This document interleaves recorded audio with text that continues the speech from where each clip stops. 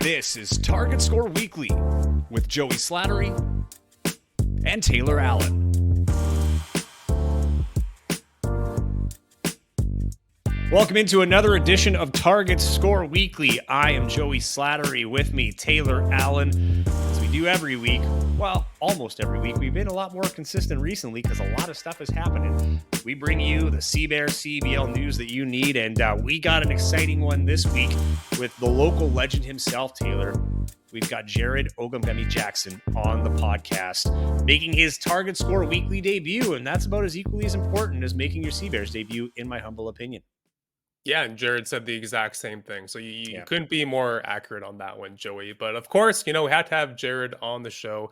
He's been the talk of, the basketball community in the city since he signed. You can just see how excited people are on social media and people are talking about it and whatnot. So yeah, had to have Jared on.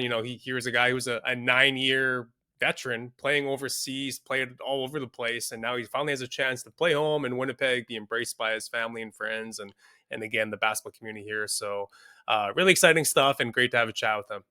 Yeah, really good interview. I think everybody's going to enjoy it. He's just so well spoken too. I mean, here's a guy that, not only has he been around as a veteran basketball player, you could tell he's, handled these questions, and he's so candid with his answers and shares quite a bit. So you'll enjoy that. That's coming up in just a few minutes.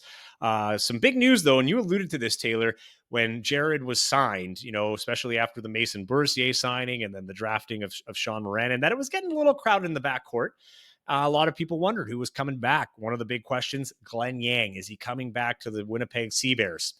Well, just before we started this podcast, the news is broke. He is not coming back as we expected. He's signed with the Vancouver Bandits.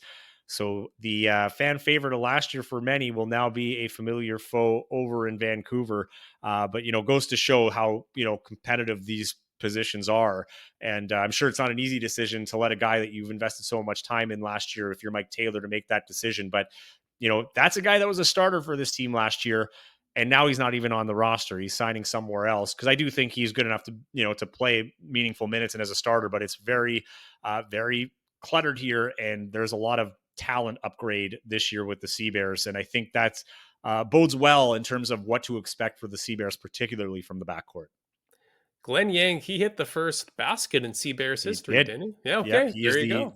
Yeah, so he's always going to be a CEBL to some extent. He's always going to be tied to the history of the CEBLs as the first guy to hit a basket as a Winnipeg CEBL for the Winnipeg CEBLs. But he will not be making any more, at least this summer, for the Winnipeg CEBLs. In fact, the CEBLs and fans are going to hope that he doesn't score another one on a Winnipeg court.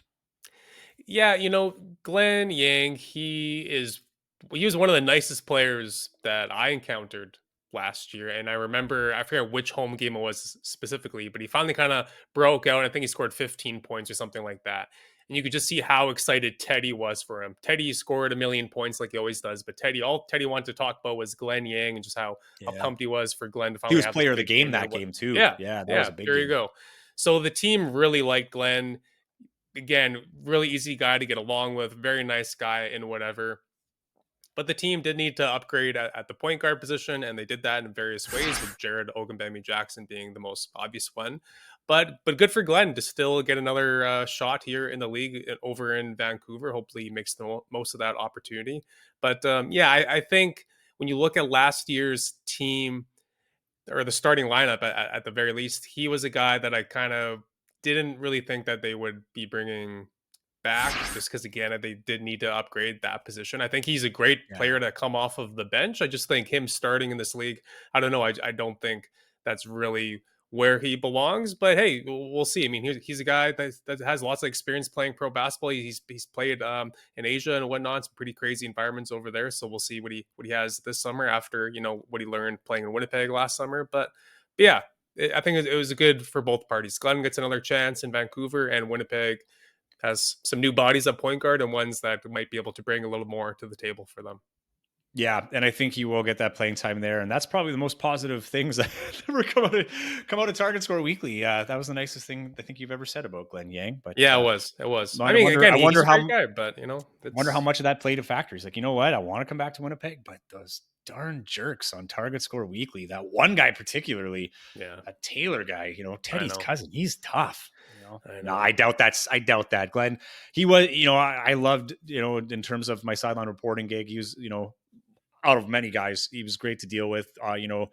Loves the game. I think he was great for the city. I think he got a lot too in terms of what he received in terms of his elevating his exposure and things like that in Winnipeg. So it'll be interesting to see how he fits in Vancouver. I know that's going to be a first too, right, for the Sea Bears that we know of right now, where you're going to be welcoming back a former. A former Sea Bear for the first time, and he was really well liked. So I'm really interested to see what that reaction is going to be when he hits the court for the first time, when he checks in for Vancouver, whether that's as a starter or off the bench, the reception that he'll get from the Winnipeg faithful after last year, because it was a memorable season and he was a instrumental part to that, but no longer is he there. And another crazy thing that happened yesterday, or whatever, not yesterday, would have been Wednesday night of this week, whenever you're watching this podcast. Shea Gilgeous-Alexander asked about when he knew that Chet Holmgren had it in him, had that beast, that dog in him. When did he notice that? And SGA shares the story that the year he was drafted, they were in Toronto playing with a CEBL team, unnamed. Could have been the Scarborough Shooting Stars. It could have been the Brampton Badgers, who were right beside Toronto, and he's from the Mississauga area. So, but he says that he played with a CEBL team where Chet Holmgren had to prove himself, and that was the first time that he was playing with some bigger guys, and he was, throwing out some chirps and some trash talk. And he said that was the moment he realized he was going to be a good NBA player. Pretty nice plug for the CEBL. Yeah, and I saw And I Mike want to see that. Morreale. He responded to the video of it. He was pretty pumped, so he noticed right away. So Is there yeah, tape though? I want to see the tape of the scrimmage. yeah. Probably not, but that would be Yeah. pretty cool to see. But yeah, anytime the league can get plugged by a big name NBA talent, especially one like Shea Gilgeous-Alexander, currently the best Canadian Yeah. basketball player out there and one of the best basketball players in the world, never mind what his passport says. Yeah, that's cool and that's something to celebrate for sure. It's like the CFL, right? Anytime the CFL gets mentioned in a positive light by someone in the NFL, someone who used to play in the CFL who's moved on or whatever it may be, that always gets people excited, and it's going to be the same thing with this league moving forward. So And kudos to Shea. He's in the middle of a playoff basketball series, and he's dropping references to the CEBL. So right yeah, on. and I wouldn't be shocked if he's one of the guys that one day owns a team in this league too, right? I mean, some of these Canadian NBA players are really taken nicely to the CEBL, and I think they see it as an opportunity to grow their portfolio outside of basketball. And I would not be surprised if he's one of those guys somewhere down the road. But his OKC Thunder, we talked about it last week, is that age, like they're so young. Is it going to be a factor? Well, early on, not too bad. I'm going to say his OKC is looking pretty poised to start off the playoffs. Personally, I think if any of that's going to come out, it won't be until into the second, maybe third round, if they get that far, before you start seeing that, the wear and tear where the inexperience might come in. But so far, I've been pretty impressed with him. How about you? Yeah, I mean, you hit the nail right on the head. I mean, I was preaching last week that they're so talented, but they need to get that playoff experience. They need to get punched in the face, first and come back stronger next year. But yeah, I mean, it's still early. It's still Yeah. round one. Let's not plan a parade in OKC yet.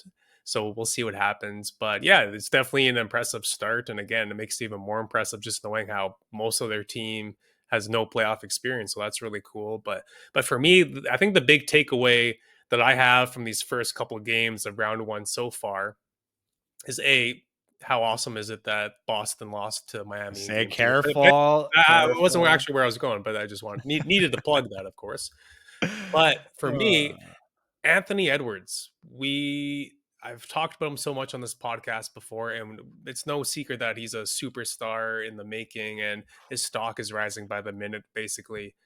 But you watch what he's doing, going head to head with his childhood hero, Kevin Durant, talking smack, drilling step back threes in his face. This kid is full of confidence, not like in a cocky, like kind of douchebag way, but like in a like I'm gonna be the best player in this league in a year or two or three.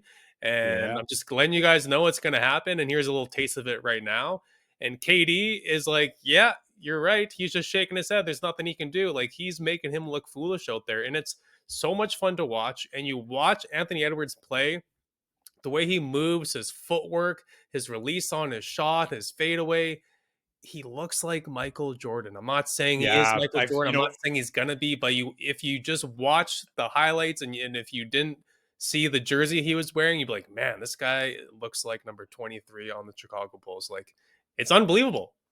you're not the first one to say that, right? Like, there's been a number of people like prefacing it, like I'm not saying he's Michael Jordan. And I think the reason why, Taylor, is because he is old school.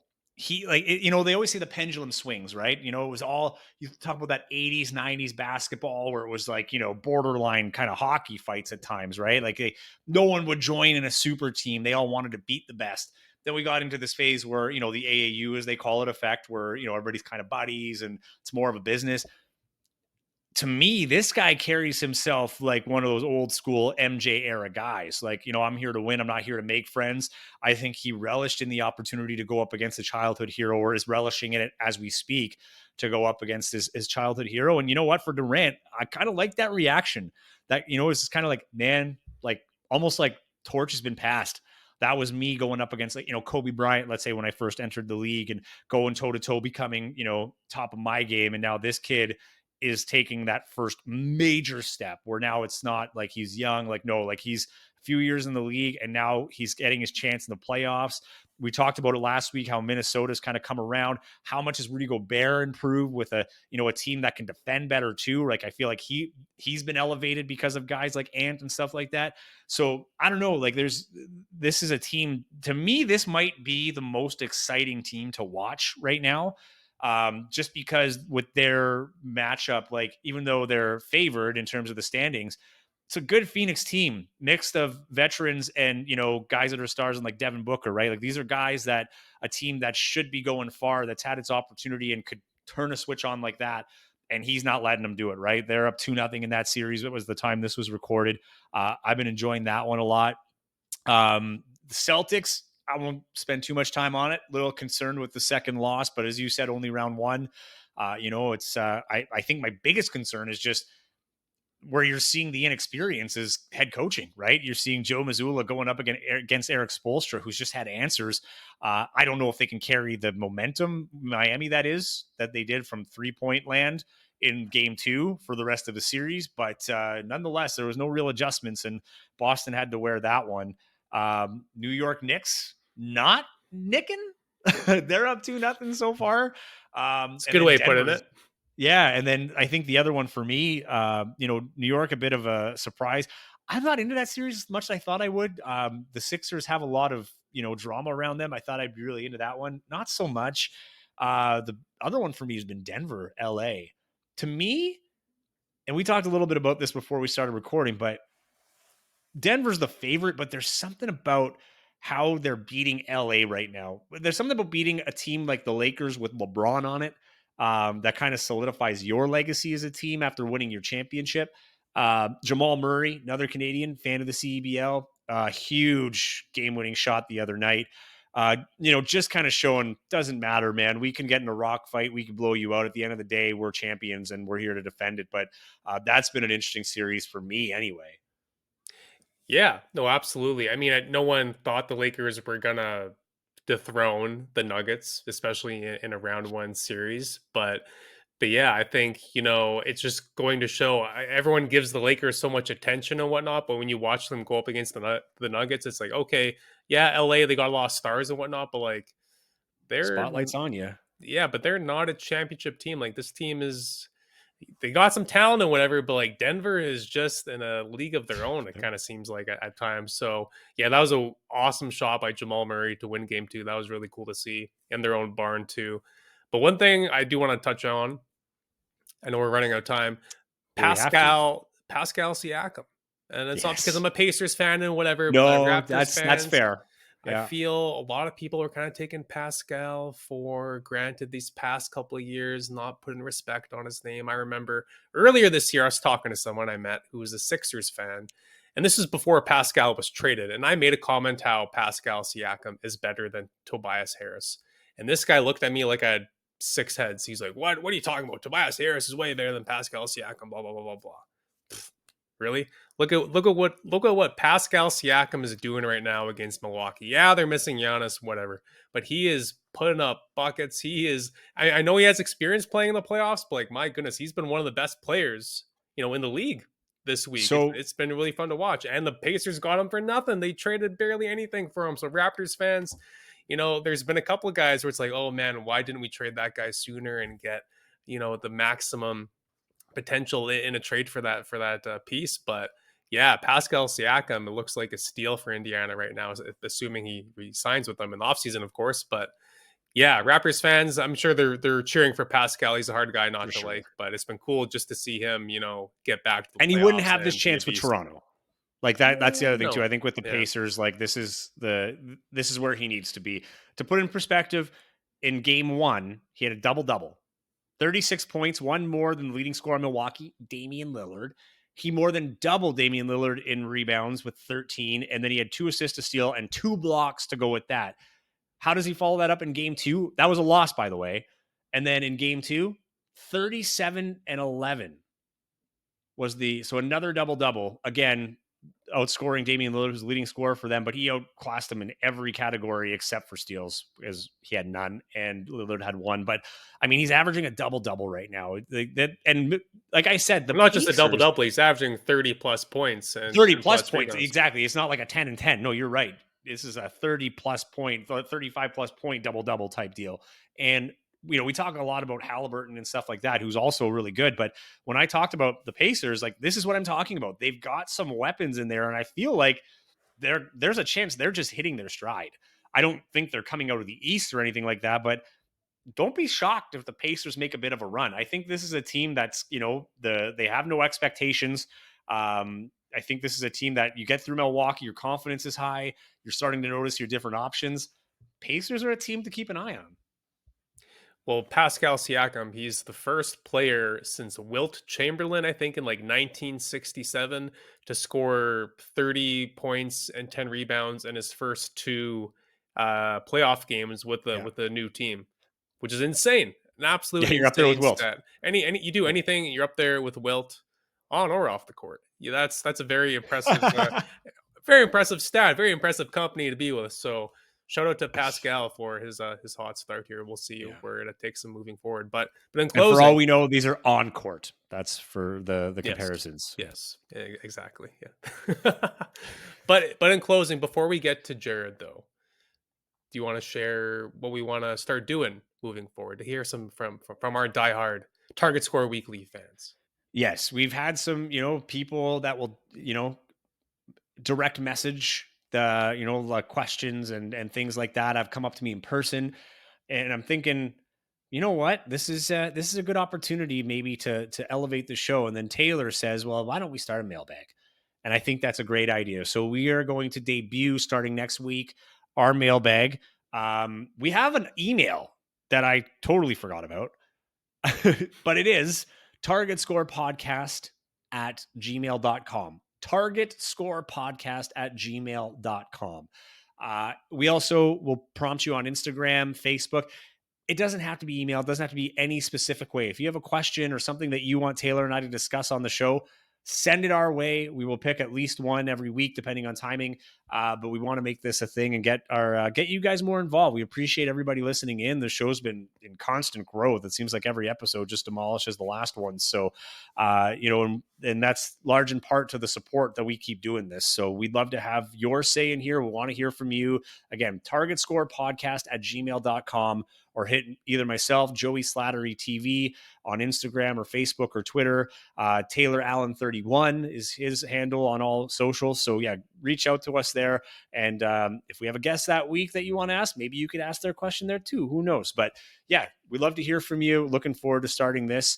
And I think that's a good way to segue into our next segment, the one I know a lot of people are waiting for, the newest CEBL, the local legend himself, Jared Ogungbemi-Jackson. First off, thanks for making the time. And I can't really welcome you to Winnipeg. This is home for you. Let's start with that. How much fun is it for you to go through this experience in your hometown? Yeah, it's pretty crazy. It still doesn't feel real. Thanks first and foremost for having me on the show.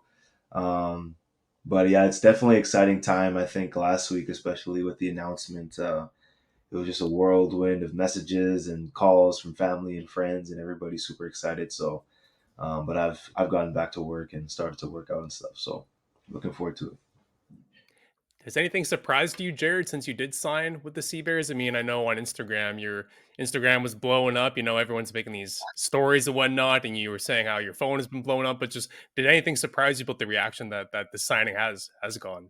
The biggest surprise I would say has been uh, like restaurants is contacting me and sponsorship things of that nature. I think has been like the biggest surprise. I knew I always felt that once this news came out, not I say this humbly, but I felt like it was going to be a pretty big buzz because I still have, like I said, I have a big family and I have a lot of friends still from the city. I know a lot of people from when I grew up here, and coaches and trainers and different walks of life. So I'm not surprised by the outpour of support and love that was shown. But just kind of like a restaurant here or this sponsorship thing here, like that's kind of surprising. But it says a lot about the city and how they feel about homegrown talents and sports in general. So it's been pretty cool. That was something that we saw last year too. I mean, a lot of athletes, getting some brand sponsorships or endorsement deals, and things like that with some local, whether it be restaurants, clothing companies, you name it. I mean, I don't know how many lines of, player lines came out last year, or at least got elevated last year. But how unique is that for a pro at this level? I mean, I know at the NBA it's kind of expected to an extent, but to get that Yeah. kind of support, even financially, where you have businesses, wanting you to endorse their product or their service. I mean, how unique is that in professional basketball outside of the Uh, NBA? it, it's very very unique, especially outside, like you said in the NBA. It's a given that that's going to happen. But for outside the NBA, I mean, as a player, it just gives you even more intrigue. It gives you more interest. It gives you more credibility. More eyes on you. Like who doesn't want that? And it's just like for me, I always like keep this in mind, like playing professional basketball at any level, at any league is a beautiful opportunity, to say you're a professional, to play in certain leagues, but then to get that kind of love and support and, opportunities to reach out and, do partnerships and things like that. It's an amazing opportunity. And in comparison to NBA, like I've been overseas for 9 years, and I've done 9 seasons in different countries and in good leagues with big arenas and things like that. And those sponsorships are hard, to come by, unless you're the guy in Europe. So in Asia, it's a little bit different. I think those sponsorship they're pretty big on that type of stuff. But to see that from here, from Winnipeg, like already, and I mean, I haven't played a game. I haven't, we even had our training camp. Like it's amazing and it feels good, and I'm just gonna enjoy the process. So you were telling us last week, Jared, that going to Sea Bears last game or last season, sorry, it was actually really hard on you because people were stopping you in the concourse, saying, "Hey man, like what are you doing in the crowd? Why aren't you playing? Like this team could use you and whatnot." And I'm sure that's kind of fun at first, but when you're getting stopped every two steps and whatever, probably gets a little old and a little, kind of hard too, like you told us before. So just kind of take us through what last summer was like. Obviously, you're seeing the city's electric. We finally got pro basketball back, and people are throwing your name out there, and you're in town, working out and whatever, and you're there, but you're not on the court. Just kind of take us through just what last summer was like. I'm sure it was cool, but also pretty frustrating at the same time. Yeah, you couldn't even have said it any better. Like initially, once I seen that the Sea Bears were officially gonna have a team, I was just like giddy. I was excited. I was hyped, and I was already starting to message people that I knew from the city, other pros, like, we got to make this happen. Like, I don't know how it's gonna happen with my season overseas, but like I have to play for this team. Like this is where I was born and raised. We have a professional team here. The last time we did, I was like 7 years old. I've been representing Winnipeg, Manitoba as a professional for the last almost 10 years professionally. So in my eyes, I'm like, I don't know how or when it's gonna happen, but I have to put this jersey on and I have to represent my city. So that was my first thought once they first signed, and then or once they first announced that they were gonna have a team. Sorry. And then when I got back in the summertime, at this point, I was already in constant communication with Coach Mike Taylor and, some of the guys on the team, just figuring out what my situation was going to be. I had a long season in France. We went to the semifinals and lost in 2 games. And, coming back home and, having to rehab and like, you know, uh, it's always tough making that decision. Like when you get back home, typically that's my time off. That's my time with my family. But there's this big thing downtown that's 20 minutes from where I live. You know what I mean? Going on, and it's just like it was hard, And coach told me to come watch some practices, things like that. I was able to see and meet some of the guys, and just be in the locker room and be around it. And then, like you said, going to the games. The first game I went with my family. Literally, I flew in, I arrived at like midnight, and the following day I went to one of the games against Edmonton. I remember. So Oh, like legit off the plane straight to the game because I was like I don't want to miss it either.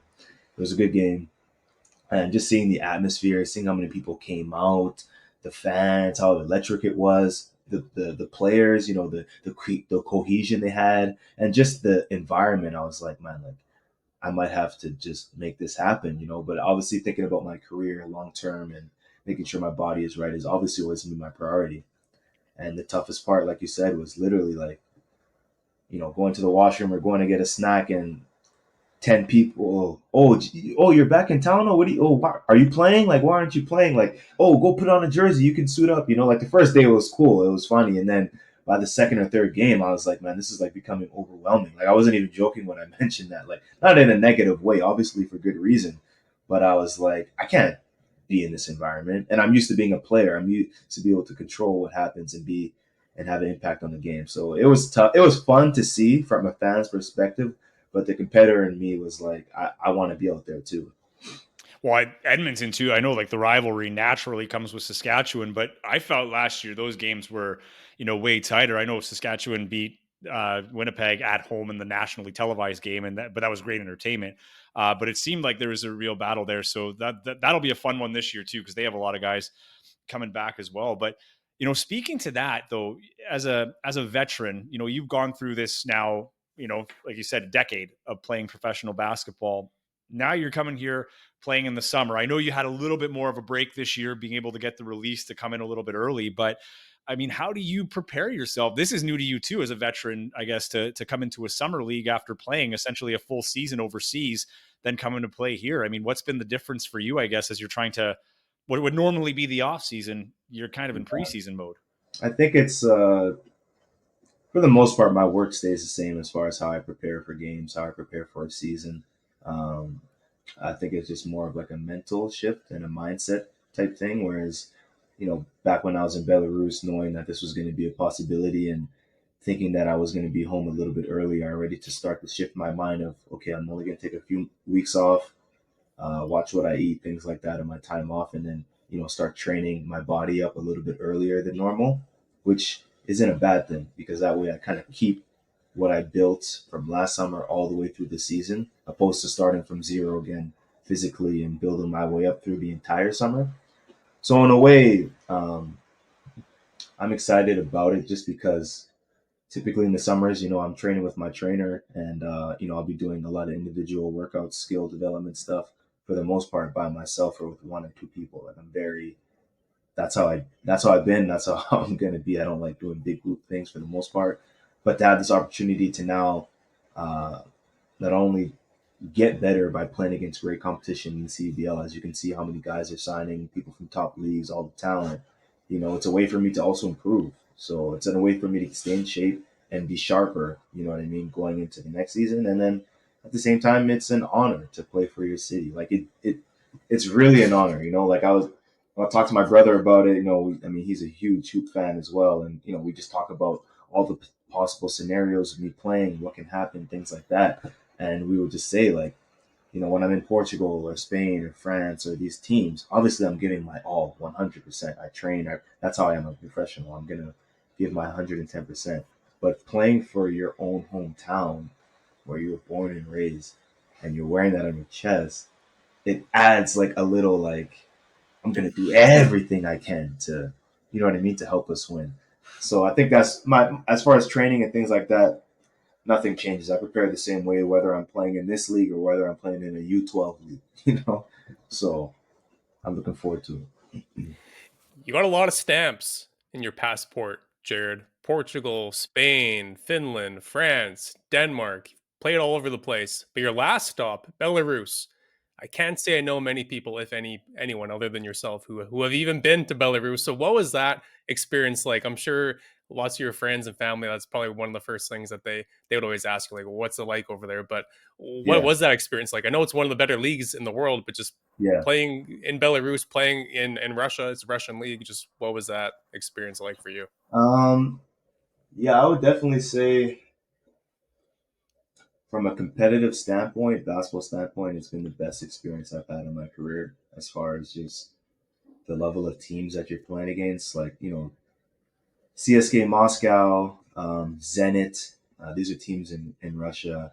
Lokomotiv Kuban, and forgetting one other team here. I can't remember.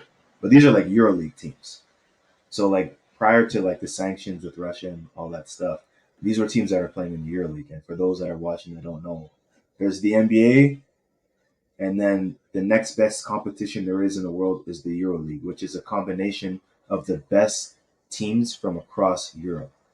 So like my league that I played in now had like four teams that are at that level, and then another like four that are like at one level under the EuroLeague. So like you're legitimately playing against like top notch talent, scouting, game plan, athleticism, skill, IQ, experience, hostile environments. You know what I mean? So it's like for that part of it, I was, it was amazing, and like even in Belarus, the people were super friendly.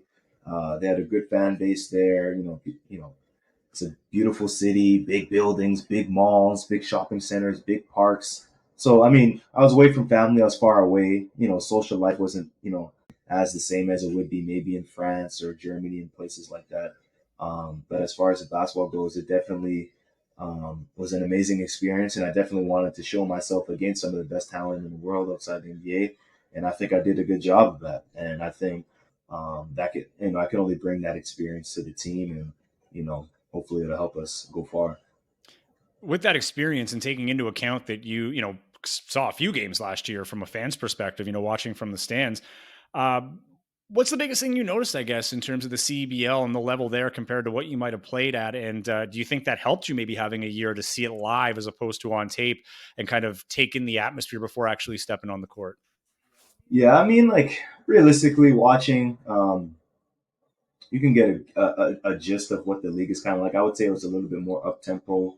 There's a lot of good individual talent, and I mean, we got to be real here. Like the training camp is, I believe, maybe a week long, and it's a 20 game season. So everything is pretty compact, right? Whereas in Europe, you're getting 2 months of training camp. You're building so much more chemistry and cohesiveness throughout, the building process of the season. So that's a little bit different in CEBL. So I think it's really about the teams that can come together the quickest, that will give themselves the best chance. And obviously, there's a lot of teams that have a lot of talent as well. So, um, but realistically, I will understand, uh, what it's going to be like once I get on the floor, once we get in training camp, once we get a couple games under our belt. But I'm not going in with a mindset of, okay, let's feel and see, what this is going to be like. For me, basketball is basketball. You have to have a certain mindset and approach to the game, regardless of what level you're playing at. And I think that's what I will do. And I believe my game and my experience will be able to translate and help us do well. So I feel the local basketball scene has actually changed quite a bit since you were coming up, Jared. I mean, you look at some of the our most recent, big names that have come out of the city. I mean, they go to Ontario or they go down south to these prep schools and whatever. Then they go to an NCAA program or wherever it may be. But back when you were kind of coming up through Garden City and whatnot, I mean, that wasn't really a thing as much, especially not at least here in Winnipeg. But if you were Yeah, coming up now, or these past couple years, do you think your journey or your story would have been different at all? that's a very good question. I think there's definitely more opportunity now as far as like you said, there's prep schools, and I think there's a little more eyes on us from other places, and potential D1 options to go to the states to play.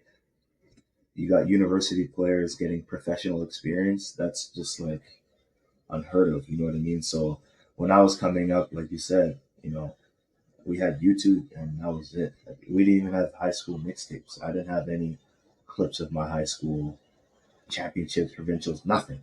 So how were teams from the states or anything like that gonna get a chance to see me, So not saying that we had it harder or anything like that. I mean, every era is different, and I'm proud of what we've been able to produce, and I'm happy for those guys. But at the same time, now I just feel like these kids got to take advantage of the opportunities that are presented in front of them, as far as having a CEBL team, maybe going to a prep school to give yourself a different chance, because these basketball is a big world, but once you start playing across the world, you'll notice how small the basketball world really is, and that's how opportunities really come about. So, I mentioned it when I first signed that a lot of these guys that are not local players, and it's not their fault. And they did a great job last season, but they wouldn't truly understand the impact that they're having on the community. That's what I'm talking about. Is when I was coming up, there was no professional team, right? So I was only looking at university players or NBA players on YouTube or some European players on YouTube. Now I can physically go, you know what I mean, watch that. Or if I'm in university, I can potentially play on the team as a professional against other professional players, and what that means for the community of Winnipeg, for basketball as a whole, for this province, it goes without saying. Like, that goes a long, long way. And what we did last year is just the beginning, in my opinion. And they did phenomenal. I'm hoping we can take it even farther this season.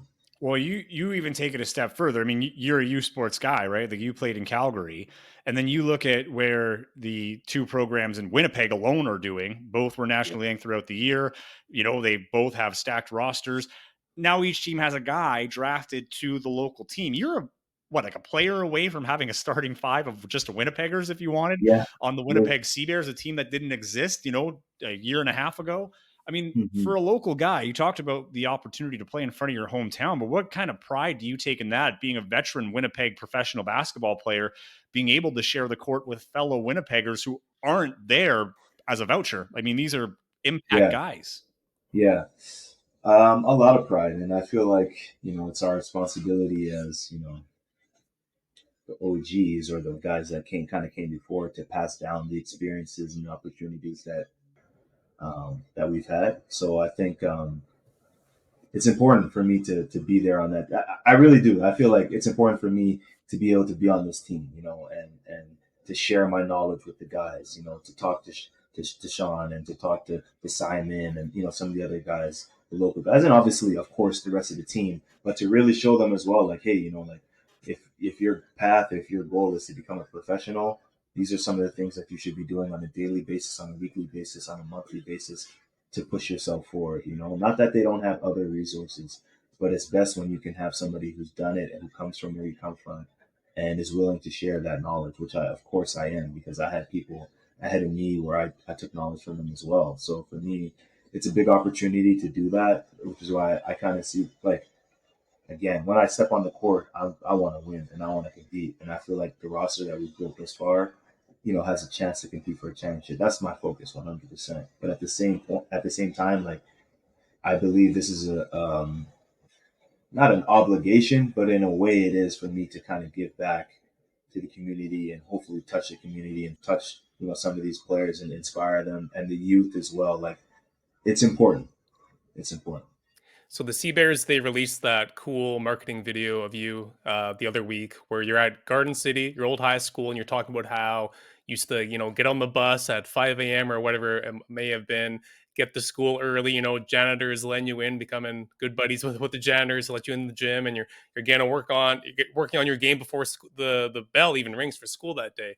And I'm watching that, and I'm Yeah. like, man, I feel like such a loser, because when I went to Maples, and this is probably why we never won anything, but our coach he'd open the gym before school, like an hour before school started. I'm like, "Ah, I'm not waking up early to go do that." But then I watched this Yeah. thing, like, oh man, what was I doing? So now I'm super mad at myself. But anyways, take us through, back then, like, what was that like for you? What was driving you? And just take us through, what you were doing, because obviously not a lot of kids in high school are mature enough and realize how important it is to be doing that stuff and making the sacrifice to hop on a bus first thing in the morning when it's minus 35 outside and it's still dark. Yeah.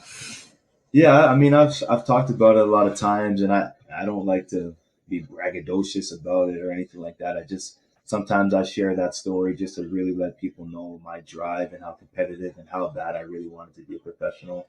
You have to be realistic. At that point in time, I'm a 5'10", 5'11" guard coming out of Winnipeg. I'm not from Ontario. I'm not from BC. I'm not, from the bigger cities in the country that have a little bit more eyes on us. We don't have scouts like that. There is no AAU. There is no Vegas. There's none of that.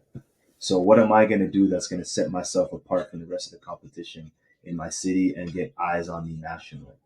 And, I said, if I want to be one of the best guards in the country, if I want to be the best guard in the city, I have to do more than what everybody else is doing. It's just as simple as that. And I believed in my ability, and I knew if I put in these reps, it's gonna pay off. And the first couple times it's tough. Like, I mean, you wake up at 5 and you're like, man, like I could just roll back over and go to sleep. I'll just have my breakfast. I'll get my ball. And, like this is back when Winnipeg was literally minus 35, minus 40. Like, and I'm waiting for the bus. Like, and just going through that gave me even more determination by the time I got to the school. And I'm like, hey, like, I'm here now. And people may hear the story and they're like, okay, well, I'm going to go to the gym at 6 too. But it's what you do at the gym at 6. It's not just waking up and, okay, I'm here. Okay, that's the first part. But what are you doing? So I was going hard. Like, I'm talking like ball handling, 2 dribbles, full court until, you know what I mean? Like, for an hour and a half straight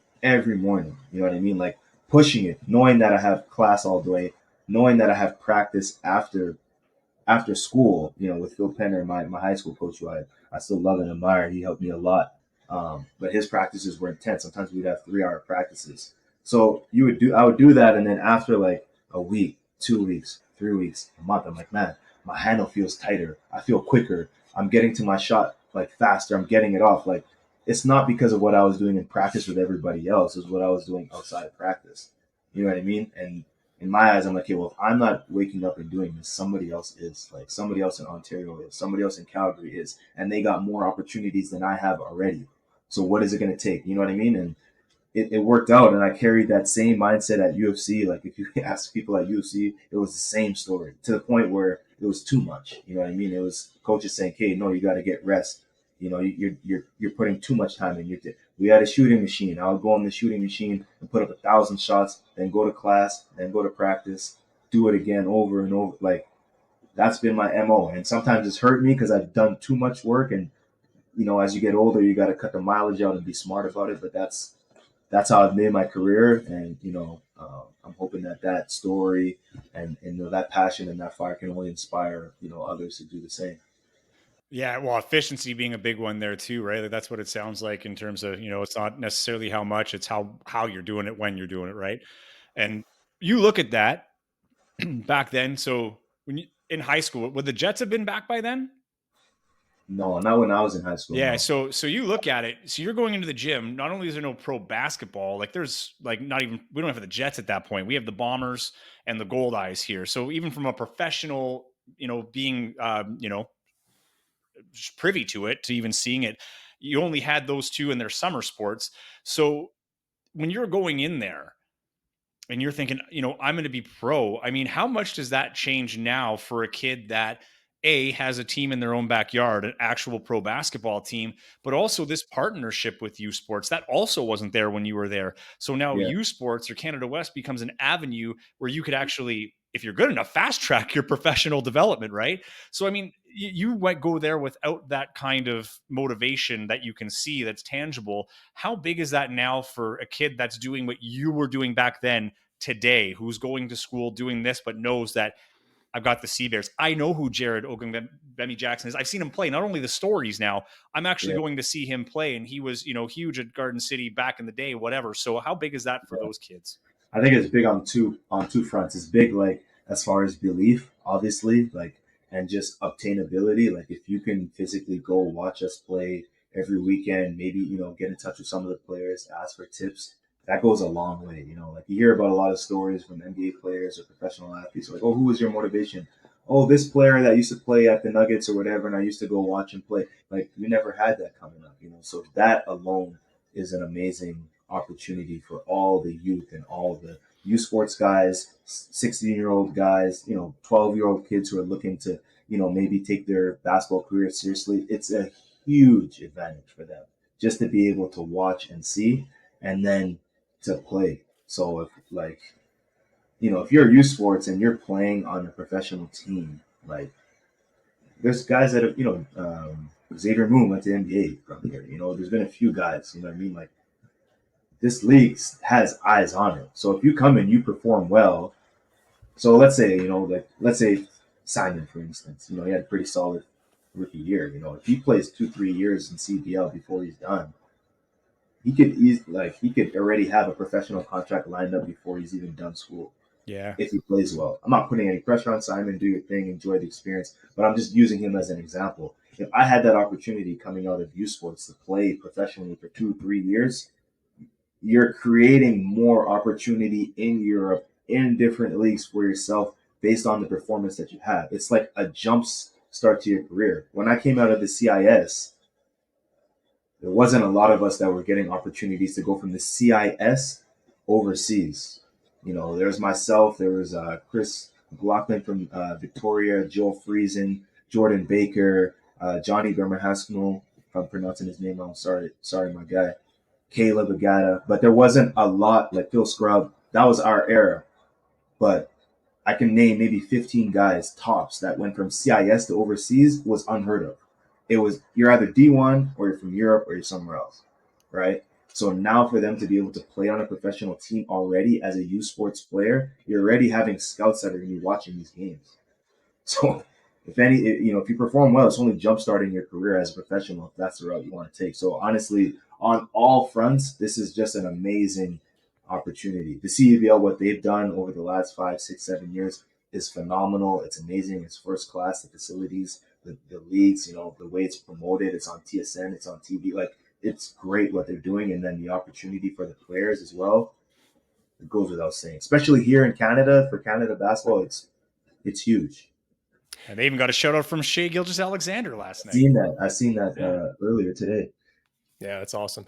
So, Jared, obviously, we all see the highlights of being a pro basketball player overseas, whether it's on social media, YouTube, whatever it may be. And I know you've talked about this a little bit before, but what's the most grueling road trip you've ever experienced in your overseas career? Because you've talked about some of these long bus rides and whatever. I'm sure there's got to be one that really sticks out that was by far the most grueling of them all, I'd imagine. Had some rough ones. I would say this. I mean, it would be hard for me to say just one, but I would say for sure when I was in Spain and Portugal, when we were in France, when I was in France, we traveled I want to say between 14 and 16 hours on bus. So we'd have wake up in the morning, get on the bus at 5 a.m., which means you're up at 4. You get to your destination at the end of the day at 8.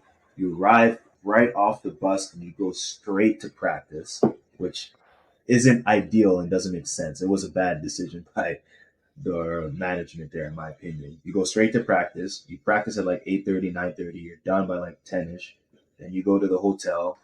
You have your food. You watch video. It's 11:30. You go to sleep. You have morning shoot around. You have the game, and then you travel right back after the game, 16 hours or 15 hours. So that was in France. That was just horrendous, just crazy. And I don't even think that's good for a human, let alone an athlete. You know what I mean? It's not good for performance, and risk of injury just increases, that type of stuff. So because where I was located in Spain and France, my third and fourth year were areas in the country where there's certain travel points that were super far away.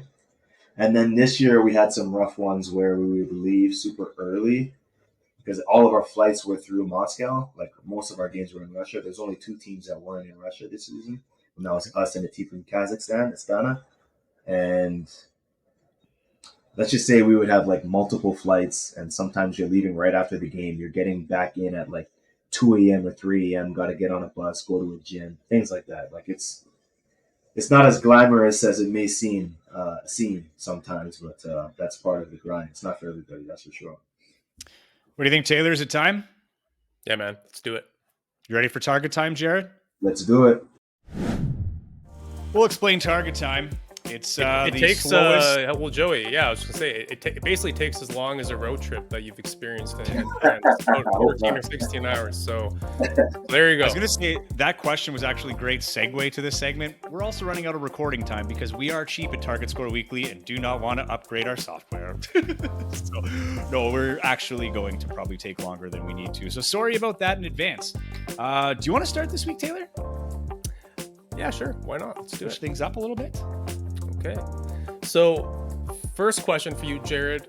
What is your favorite NBA play of all time? Whether it was a game-winning shot, a posterizing dunk, what's your favorite NBA play? I got two that stick out immediately. First one is Michael Jordan. I'm not sure against what team it was. It was against a light blue team. He was on the left-hand side, went for a layup, and he like brought it once, twice, 3 times, and like flipped it and laid it in. I can't remember what team it was. Was it? I want to say the Knicks or the Pistons, but I'm not sure, but it was like that sticks out in my mind. And then I would definitely say the Kyrie Irving shot in the finals 2016 to go up against Nice. the Warriors. That's just like iconic for me. okay.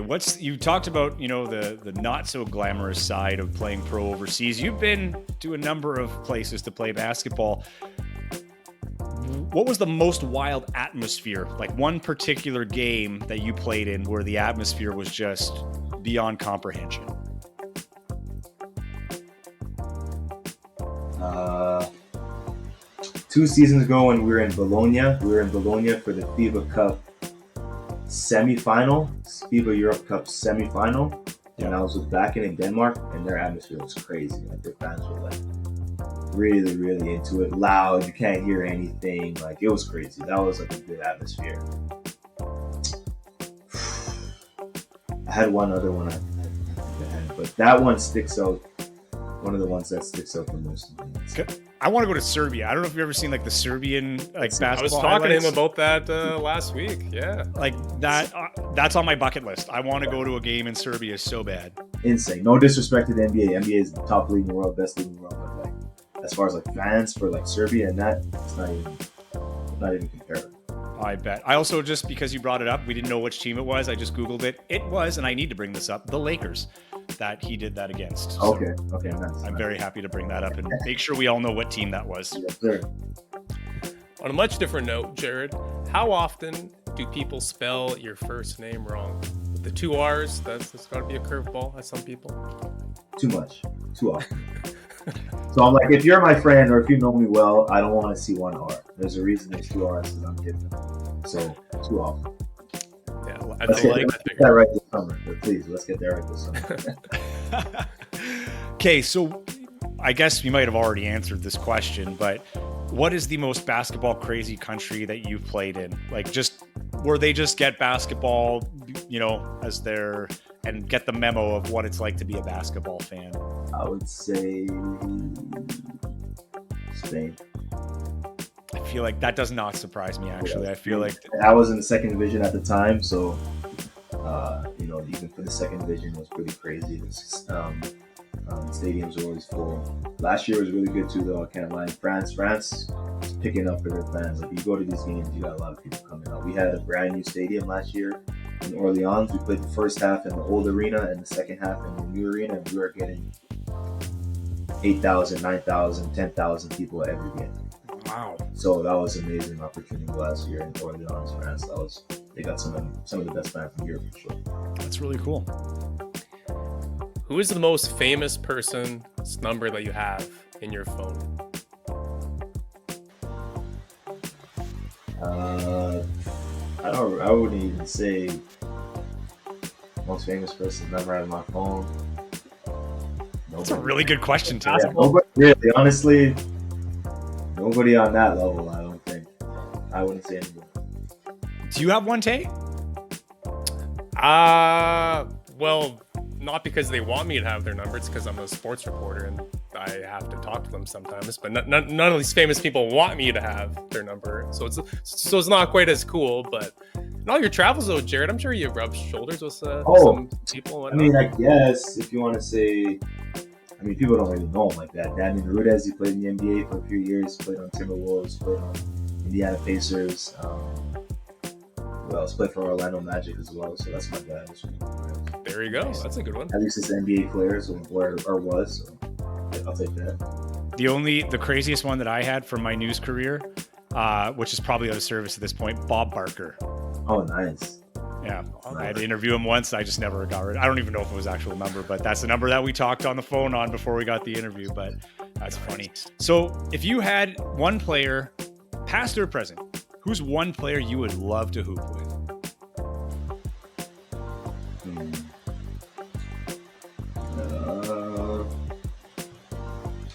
I have to say, if I had to say one, I would say Michael Jordan. You know, obviously. But sounds like you have a number two. Yeah, greatest of all time to me. If I had to say multiple, I would definitely say Chris Paul. Like when I was coming up, that's who I really studied. When he was at Wake Forest, that's when he was at Wake Forest, and I was watching the NBA at the time.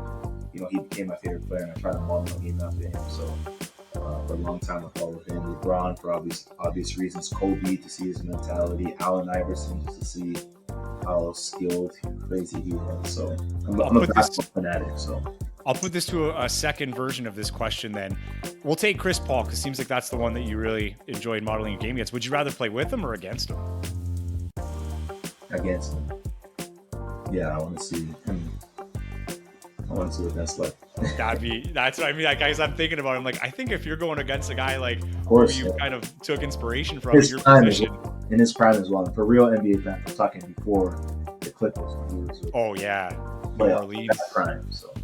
Yeah. Oh, good stuff. CP3 and David West back in the day, very, very underrated duo that does not get really any love. But yeah, no, I hear you. That's a good pick.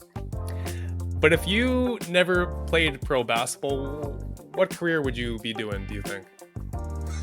That one I do not know. I do not know because basketball, for the parents that are watching this, you may agree or disagree with this statement. But in my eyes, in my opinion, there was only plan A, no plan B. For me, plan A was always to become a professional basketball player. That's when I reached probably like age 13, 14. I was like, this is what I want to do. And I'm going to put 150,000% into it. And if it doesn't happen, life is not over. I'll figure it out. You know, that might not be the best advice, but I feel like if you're good at something, if you have skill at something, and you truly deep down believe, and it's something where you go to sleep and like you have visions of it, like to this day, visions of like you being in Europe and like playing in these like, for me, that was always my plan A, and there is no plan B. So I put all of my eggs in that basket, and so far it's turned out well.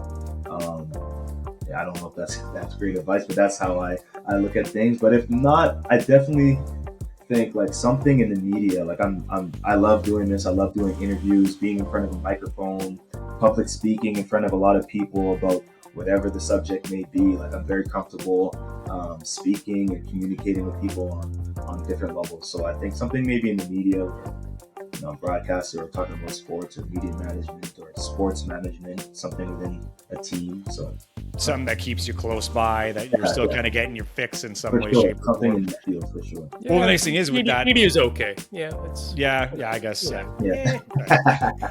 But that's the thing, though, right? With that experience, like it's crazy how much that you learn, like the transferable skills, where you know you're developing a whole new skill set by practicing the one that you're currently using. That'll set you up for success down the road, whether that's in management or media, whatever it is. I think that's very sound and valuable life advice. I think a lot of parents would be happy to hear that. All right, so you're back home. We asked this to all the local players pretty much. But I'm going to switch it up because normally we ask what your favorite restaurant is in Winnipeg.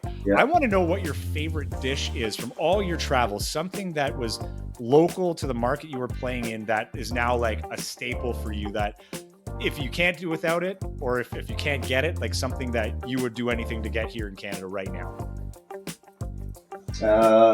Are you a foodie? I'm not I love food, but I'm not like, I don't know all the different. You're not going all crazy, but is there something that's like kind of a comfort food now then? Not really, but I would definitely say when I was in Portugal, that was some of the best food that I ever had. There was something called bacalhau. It's like a deep fried fish that was really, really good. And just like all of the food I had there was just like first class, like top of the line. Like from the meats to the pork to the steak to the chicken, barbecue. Like we had a few sponsored restaurants, and we were able to eat there twice a day. Well, I was there for 2 years, and that was like some of the best food I've ever had. So any of those meals from when I was in Portugal would be good for me. Nice. Heading to Portugal, going on my foodie tour. Yep. Last one for me, and actually Portugal is a good segue for this. So for those that don't know, Jared, you used to play soccer back in the day, right? Didn't you win a provincial title at GC, right? Yep. Mm-hmm. Okay. Yep. Played a year too for soccer. Yeah, okay. Little Steve Nash to you. Yeah, I guess so. Good point. Messi or Ronaldo? The real GOAT debate. I'm a Ronaldo fan, so like my preference, I guess, would be Ronaldo, but I think Messi is he's just something different. I mean, he can score at the same rate and create at the same rate as far as passing goes, and he can dribble through everybody. You know, Ronaldo, I think, is a phenomenal finisher in his prime every year of his career.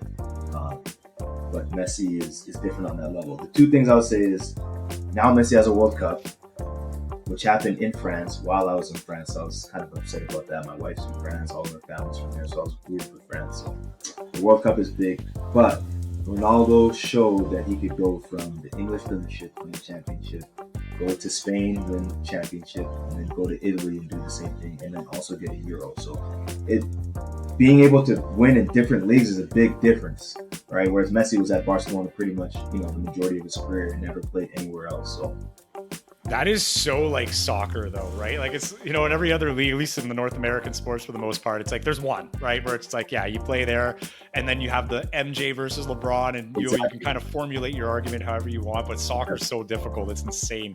Mm-hmm. I'm not a big soccer guy. I can watch like Euro Cup and World Cup. Love it. Like that's the one thing, because then I'm watching like the best of the best and I don't need to know anything about the team because country against country is just next level. But I hope you didn't like Portugal too much though, because picking Messi, I don't know if they're going to welcome you back. So true. Oh man, might be in some hot water over there now. We'll see. Okay, I'll wrap up target time here. My last question. So I asked about what you'd bring to Winnipeg, but when you're not in Winnipeg, what's the one thing you miss about home when you're not here? Oh, that's easy. Family. I'm a big family guy. Like when I get back in town, sometimes I'll be in town for a month and nobody saw me because I'm just chilling with my family. Is there like a tradition you guys have when you come home or anything? Is there something like that you're looking forward to, whether it's like a gathering or like mom's cooking, anything like that? Yeah, sometimes like around Canada Day, sometimes we'll bring the family together from both sides and have a good barbecue or something like that. But for the most part, we just hanging out, watching the games, having good meals, having good laughs. Like that's it. Like when I'm overseas, I'm on FaceTime for hours at a time with my parents, my brother, sister, wife, cousins, things like that. Like I'm a big family person, so that's the biggest thing. I would just say, just being around. If I'm around family, I'm good. So that's my biggest thing. Awesome, and that wraps up target time. All right, Jared, thank you so much for making the time. I mean, we could have talked to you for hours. I know this is exciting for you. Yeah. I know the city is excited. We saw that immediately when they announced it. Yeah. But I hope you enjoy it. I know this is going to be a lot different for you for a number of reasons, but I really hope that through it all, you get to enjoy the experience too, because I know once you're on the court, it's all business, but it's going to be something pretty unique, I imagine. So good luck this season. For sure. Thanks so much, man. Thank you guys for having me. And hopefully, I know I'll see you guys out at the games, and hopefully we'll have more opportunities to talk about things going on during the season. Whenever you guys want, I'm always open to do this. I love doing these types of podcasts and interviews. That's my thing. So I'm there whenever you guys need me. Well, Taylor, another good interview with Jared Ogungbemi-Jackson. And you can tell he's excited to be here in Winnipeg, man. This is going to be a special season for him. Yeah, no, absolutely. And I think it's going to be really exciting to see that first game, that first introduction that he has. He's going to have his own cheering section, that's for sure. But I think the place is going to absolutely explode, having the hometown kid, another hometown kid in the starting lineup. So that's going to be really cool to see. Yeah. And hey, if you have questions for guys like Jared or for us, again, we're introducing our mailbag starting next week. So the email targetscorepodcast@gmail.com. You can hit us up on Instagram or Facebook, Twitter, you name it, or X, whatever it's called now. You name it. Send us what you want. And Taylor, it doesn't just have to be basketball related. It doesn't have to be about the Sea Bears. I mean, we're open to pretty much I'm not going to say everything, but pretty much everything. Yeah, I'm glad you drew the line somewhere. But yes, ask us whatever. We'll pick at least one question every week. We'll find something interesting. We'll devote a couple of minutes to it, depending on what that question may be. It could be something about our careers. It could be, again, basketball related, something nothing to do with basketball, whatever it may be. Ask away. I think it would just be a fun thing for us to do. And of course, it's just always awesome hearing from you guys as well, because we always Yeah. appreciate all the support that we get and whatnot. So especially support from people who don't even really like basketball or don't even really follow the Sea Bears. Like my aunt, my Auntie Jen doesn't know anything about basketball, but she tunes Auntie in Jen? to Auntie Jan. Auntie Jan, shout out Auntie Jan. Shout out Auntie Jan, man. So yeah, to the Auntie Jans, to the diehard basketball fans, appreciate all the love, and we're looking forward to having this mailbag and hearing from all you guys. Yeah. Like, is Taylor's perfectly coiffed hair his great barber, or is he wearing a toupee? That you can ask, right? Is his foul shot as good as his writing? You can ask that. All of these are on the table. Hit us up, targetscorepodcast@gmail.com, Joey Slattery TV, at Joey Slattery TV on all social channels, at Taylor Allen 31 on all social channels. Hit us up. We're looking forward to that. We'll be back next week with another great episode. And thank you, as always, for tuning in. Like, subscribe, all that fun stuff. The more support we get, the easier this is. We always appreciate it. Taylor, always a pleasure. We'll see you next week, buddy. Perfectly coiffed hair. I've never heard that one before. Damn. It's always on. Always on. Thanks. I'll take it. Wow. Have a good one, everybody. Thank you for listening to the Target Score Weekly Podcast. To stay up to date with Winnipeg Sea Bears and CEBL news, as well as future episode releases, follow Joey and Taylor on Twitter and Instagram at TaylorAllen31 and at Joey Slattery TV. And wherever you're getting the podcast, be sure to subscribe to never miss an episode.